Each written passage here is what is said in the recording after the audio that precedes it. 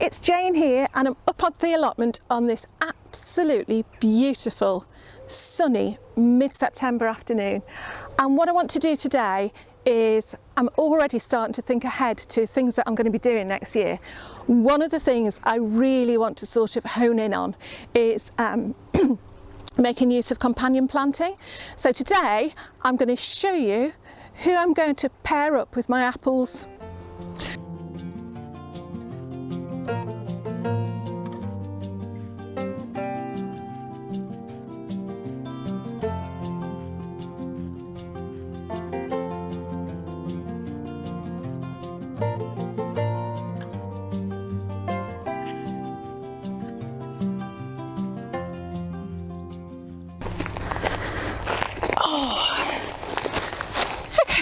My goodness, I thought that I'd get the sun out of my eyes, but actually it's just made it worse.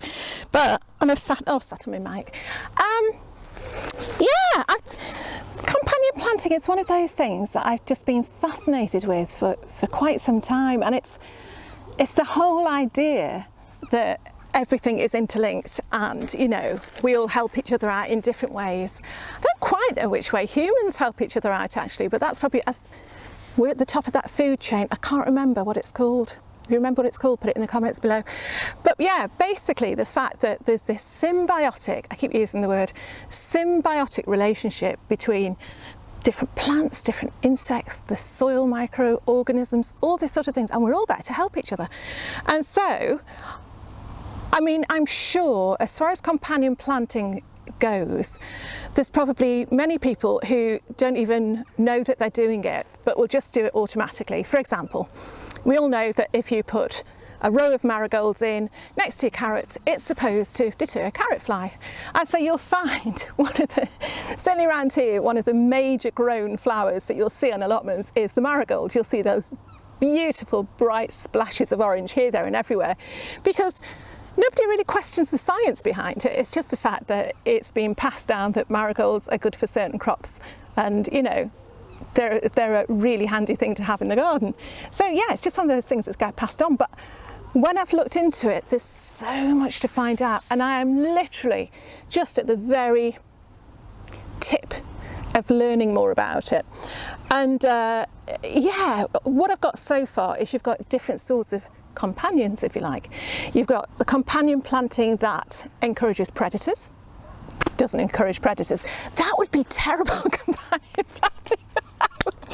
That would be enemy planting. Let's not do that. There's the companion planting that encourages pollinators. It's nearly the same word, different function altogether. That encourages pollinators. So for example, your marigolds, your cosmos, desperately looking around trying to think of something else, borage, all these things that encourage insects to come in. And of course, where the insects are attracted in, they are therefore available to, you know, go onto the flowers. I'm looking at the beans off shot there, and pollinate your beans, pollinate your courgettes, pollinate your tomatoes, whatever is around. So you want to attract as many pollinators into your garden as possible. Again, it's dead straightforward with that one. I think we probably, if we're all growers, we sort of know that one. Another one though is to actually deter your pests, so to deter predators. Get that the right way around, Jane. Deterring predators, we'd rather deter them than encourage them. So yeah, and one of the main ways you can do that is through scent. So for example, if you've got a row of carrots, the beautiful sweet scent when you're either thinning out or transplanting, if you transplant your carrots, or moving your carrots in any way, even brushing across them, is an absolute magnet for the carrot fly. Once your carrot fly gets into your carrots, you can guarantee you're going to have holes all through the roots. So one of the best ways to deter them is to mask the scent. What can you mask the scent of carrots with? I'll tell you what you can mask the scent of carrots with: chives, anything strong smell, garlics, onions, that sort of thing. So anything that is going to mask the smell. And I'm wondering actually in that case, in a similar way, whether the carrot smell helps to mask the onion smell from the onion fly, leaf miner, that sort of thing. I haven't looked at it that way around, but again, symbiotic relationship, I'm sure they probably do. So we've got attract pollinators, deter predators. We've got ones that can fix nitrogen in the soil. So for example, your beans, you know that whatever you plant, where you've planted your beans the year before, where you've planted your beans, whatever you plant the year after is going to have plenty of nitrogen in the soil, because the beans, I've been told this is wrong before, but in a simple term for me to understand, the beans fix the nitrogen in nodes, in their stalks, in their roots, and as they break down into the soil, they raise the nitrogen level in the soil. There we go, that's another one. And then, so what have we got? We've got helps the soil. Pollinated predators, helps the soil. This is where I'm going to have to fast forward. and then, oh yeah, what you've also got to watch out for by the very same process is plants that really hinder each other's growth. And I wasn't too much aware of this. I just thought plants all helped each other, but in different ways.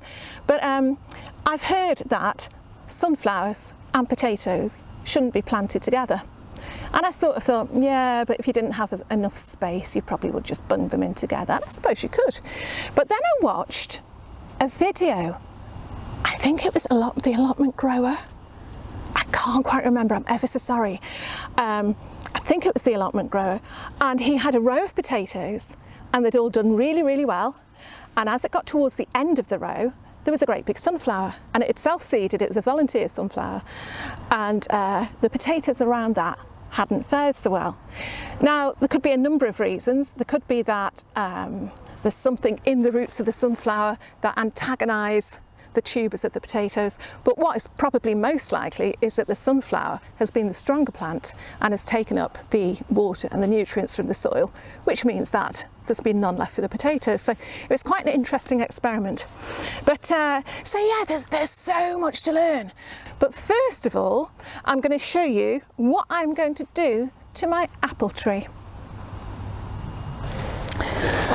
Okay, if you've been watching right through, you'll know that this apple tree had a very sharp but very necessary prune last year, because it hadn't been pruned for many a year, it didn't look like.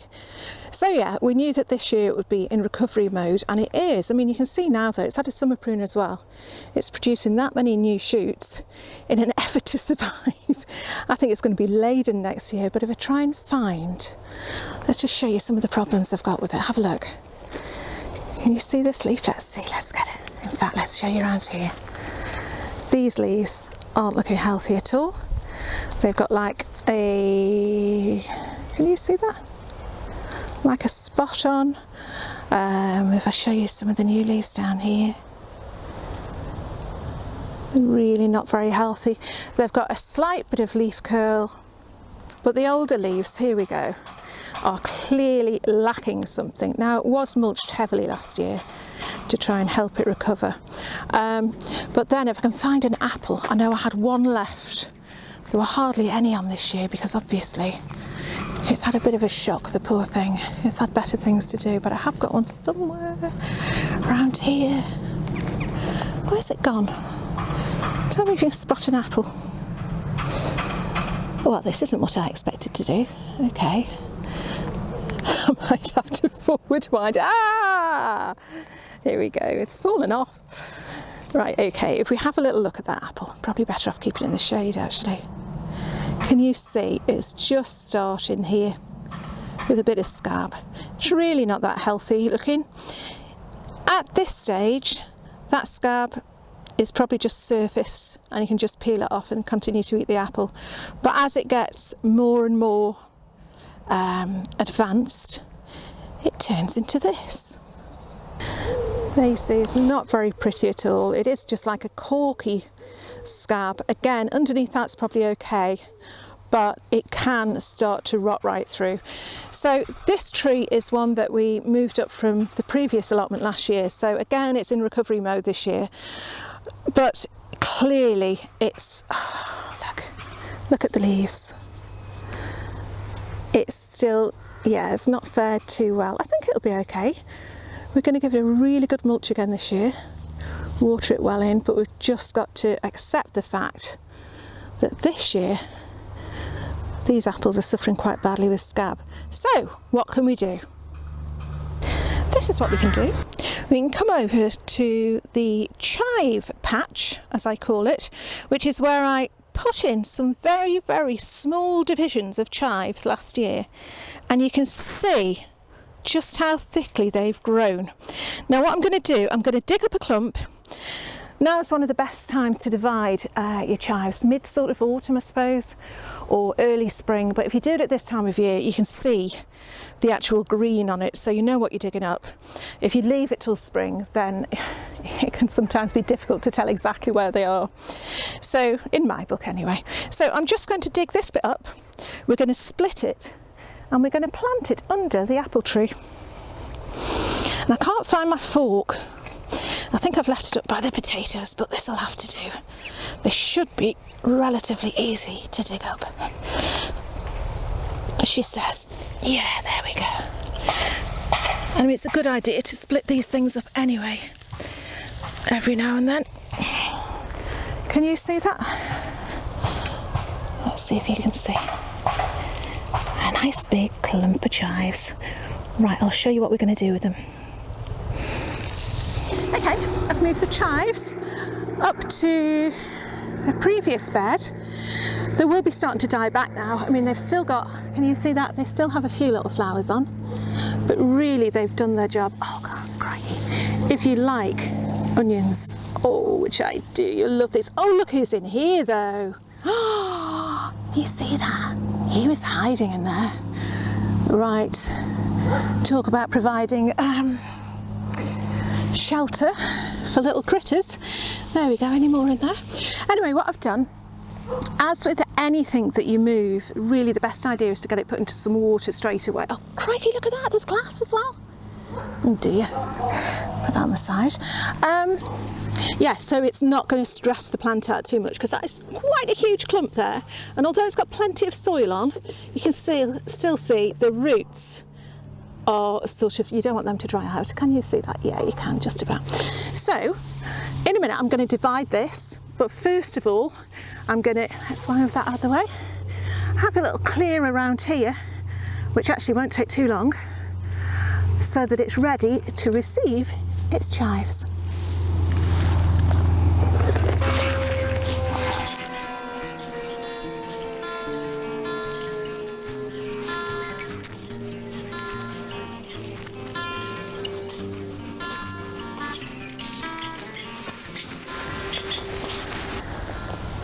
Where's my trowel gone? I had it.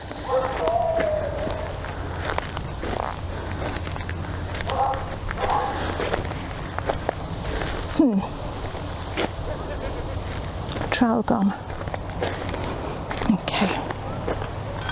Okay, Jane, why chives? Well, I'll tell you why.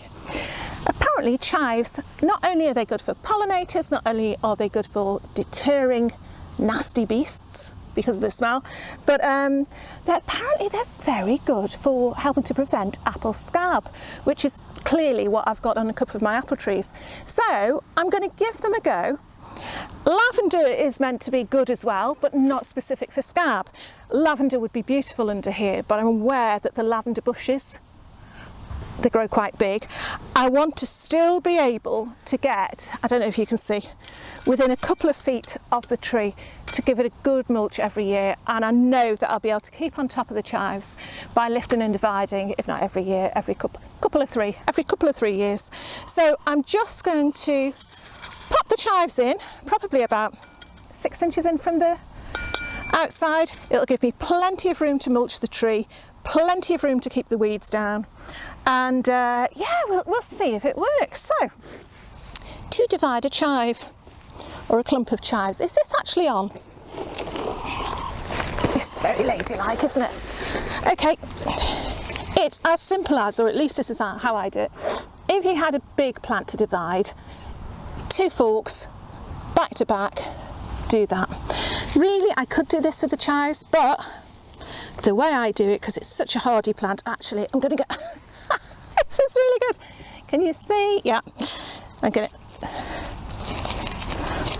little hole there, and all I'm going to do, I'm going to split it. I'm not going to do big clumps. You could see by the clump I picked it up from, that was about 5 little clumps last year. and it's left me with 3 huge ones, of which one is these. And then I'm just going to literally, she says, live on camera, think it through, Jane, think it through. Okay, you can probably hear a little bit of ripping, but I can feel that the roots are giving way. There we are, look at that. All I've done, I've grasped it from quite low down. Oh, that's weeds. I've grasped it from quite low down on the stem. Obviously, if I pulled it from the top, I'd just be pulling those off. And this has come away. So again, there's a clump. Can you see that? I mean, if you wanted to, if you were just starting out with a chive clump, you could split that into another 3, you know, and put them together. But yeah, clump of chives, nice deep hole. Again, this tree was really well manured last year, so these chives should be doing very well. They're far enough away from the, oh, there's a worm. Always a good, oh, it's gone. Always a good sign if you've got worms in your soil. We had so few worms in this soil when we took it on. Yeah. It's going to be really good. Oh, I think the chives are fairly tough. They're going to do okay. Right, okay. And that's it. Just keep splitting. I'm going to go about every foot or so around the outside, and I might interplant a couple on the inside. And then Mike will come along and think it's all couch grass and pull it all out. I'll have to put a big sign saying do not touch these chives. Okay, so I'm going to get on with planting these around the outside. Again, once you've got a clump, make sure you've got control of your clump by gripping it really as low down on the stem as you can. Can you see that? And then literally, I'm saying literally, but carefully, you don't want all the roots to break off one and stay on the other. Can you see? That's just, oh, it's actually, you know what, it's really therapeutic. That is going to part beautifully. I'm putting it straight back in the water until it's ready to use. And I'm going to carry on with my clumps. Okay, I'll come back to you when I'm done.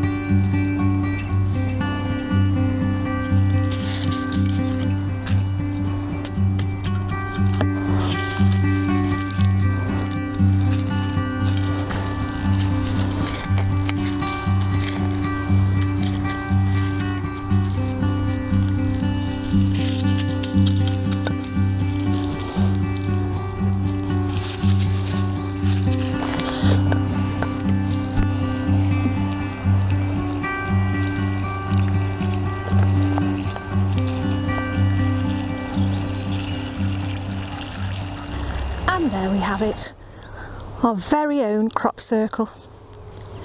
When you think all those chives came from one little division last year, it's quite incredible. So yeah, let's see how they do next year. Hello. It's an upside down cat.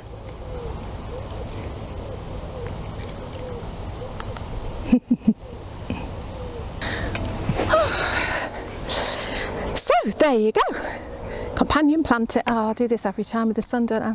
It's because it looks like a really nice sunny space to sit, and then of course it is, we can't see anything. I'm going to sit here anyway because it's so nice. Yeah, companion planting. Do you believe in it? Or is it a right old bunch of tosh?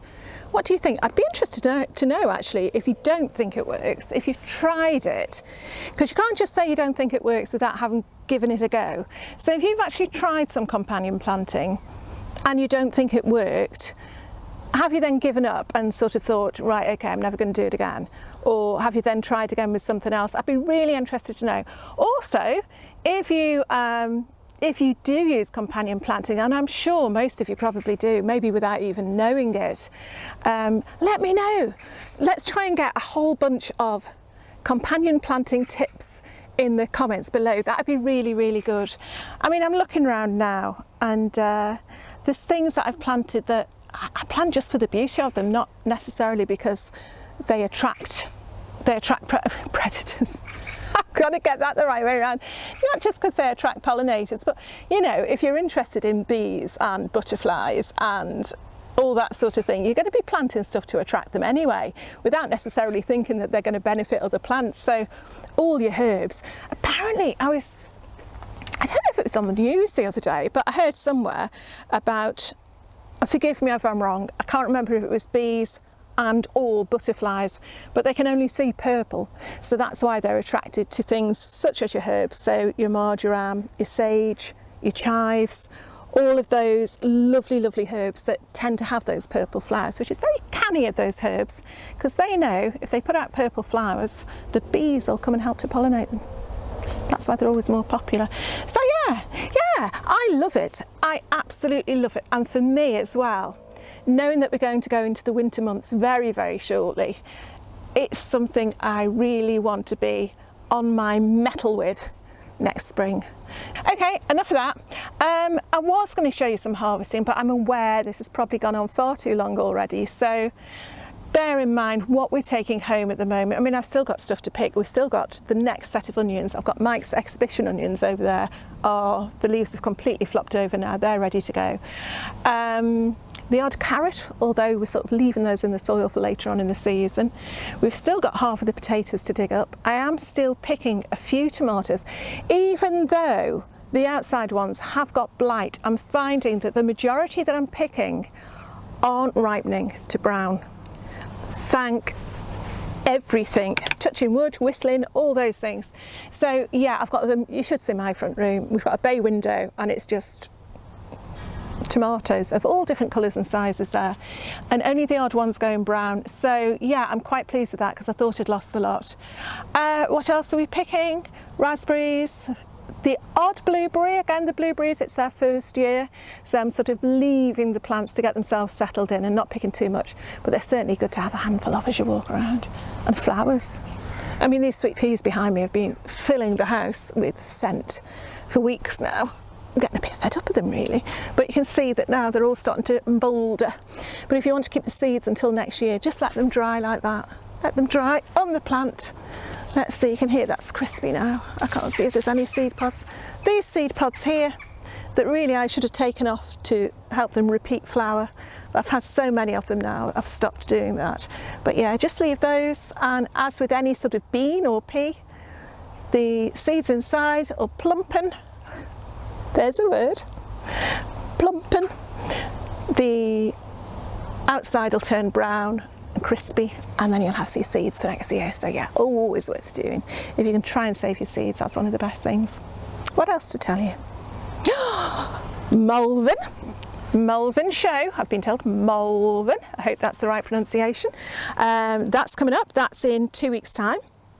So really looking forward to that. If you haven't heard, it's the Three Counties show. It's sort of on the Welsh borders.